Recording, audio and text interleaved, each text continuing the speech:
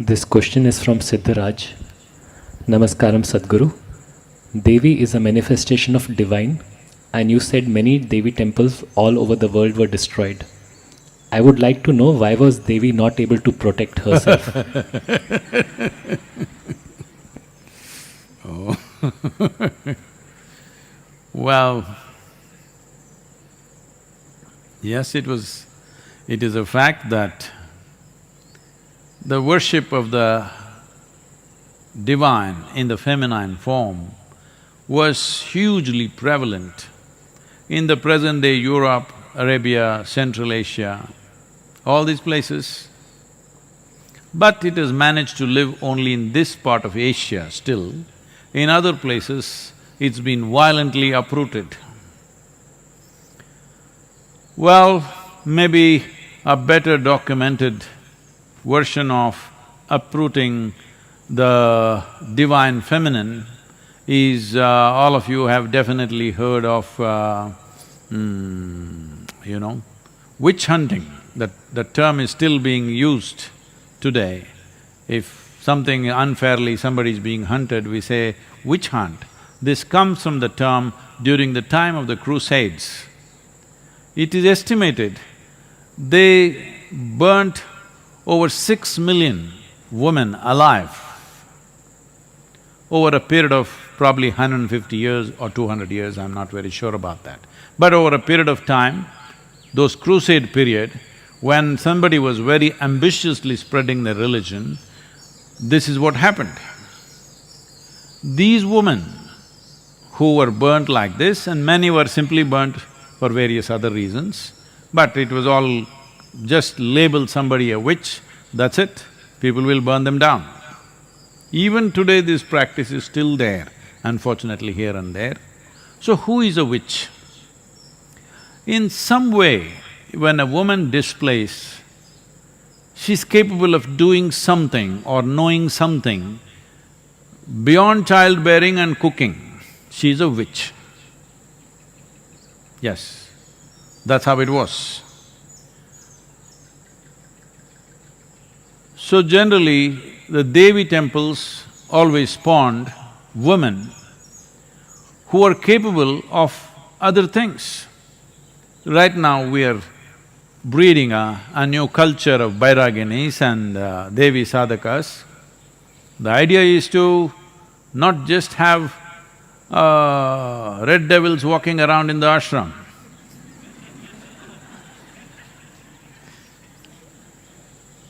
The idea is, slowly divinity walks around.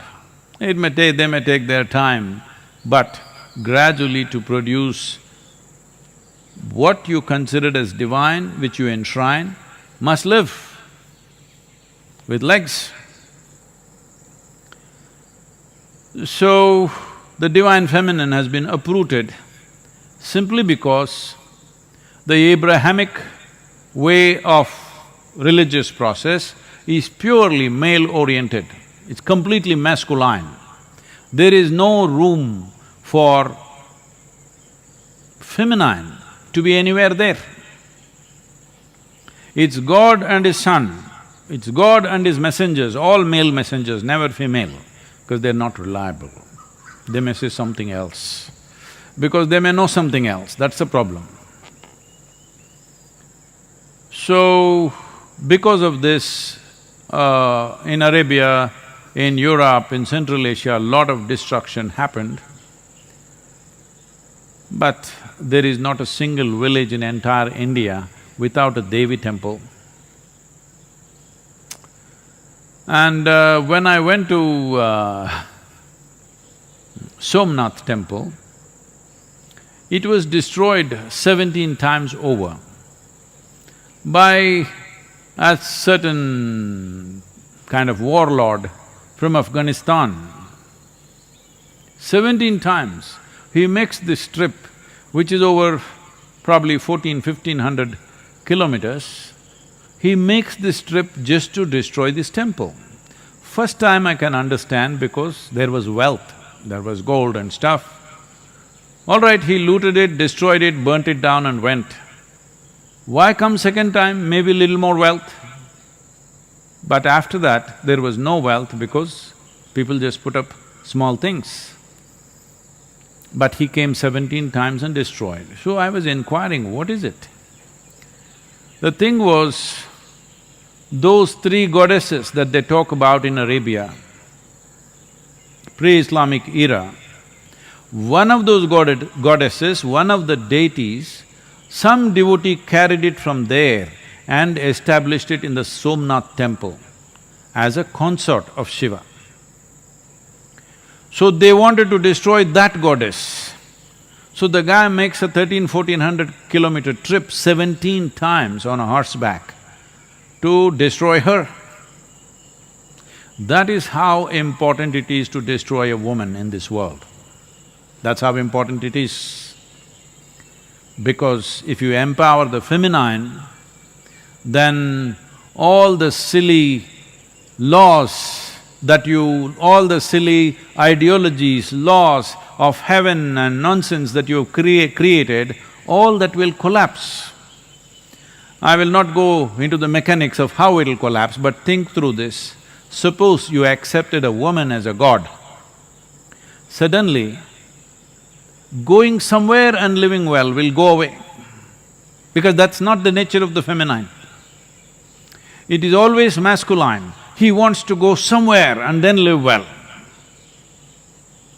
At least to another place in this country or another continent in this planet or another galaxy or another dimension called heaven, paradise, whatever you want to call it. This is a man's thing, he wants to go somewhere and then live well. He can't live well here, this is his problem. This is a huge masculine problem, that he cannot live well here. If you look at the male and female, you will see the feminine always wants to settle down, wherever little comfort, settle down and live well. Man wants to climb the mountain and settle down on the other side. This side of the mountain is not okay for him.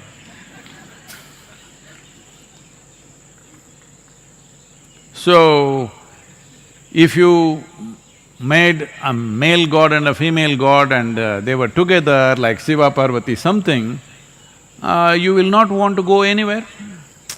Even Shiva settled down in Kashi because of Parvati. He's a wanderer.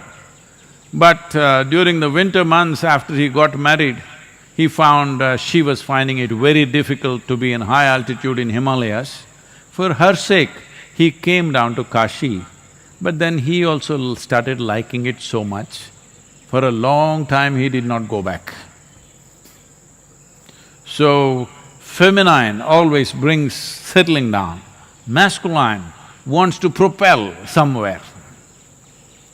That propelling, too much propelling. We need some propelling, of course. Too much propelling is causing enormous destruction on all levels of life.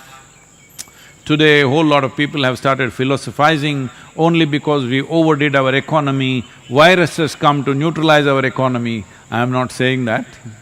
This is not the way to balance our economy or our activity. There are more sensible ways to do this. And one important way to do it is empower the feminine. You will see in many ways this propulsion will come down a little bit. Either you must be inward oriented, then you can sit here. Or you are in some way bound to a woman, then you will sit here. Otherwise, single man, can't control him, he's all the time on. If you are inward oriented, very effortlessly you will sit, otherwise a woman can tie you down. In many ways, the economy and the destruction of the planet has still not gone to that place where it's not irreversible, simply because most men still need a woman. Very few men who can live without a woman. They are either ascetics, so no problem, or they are super ambitious tyrants, they are a problem. Yes. So, has Devi been destroyed? Well, I'm telling you, she's all over this country. In every village, there may be no temple for a male god in a village, but always there is a temple for a Devi. No Tamil Nadu village is without Mari, Mariamman. No Karnataka village is without Mari. Here, there she is Mari, here she is Mariamman, somewhere else she is Kali. She is good at taking on lots of names. So, why couldn't she take care of herself? This is the nature of a woman, that if it's getting too ugly, she won't be there. She will go and settle where it's conducive. That's exactly what she's done. We must take care of her.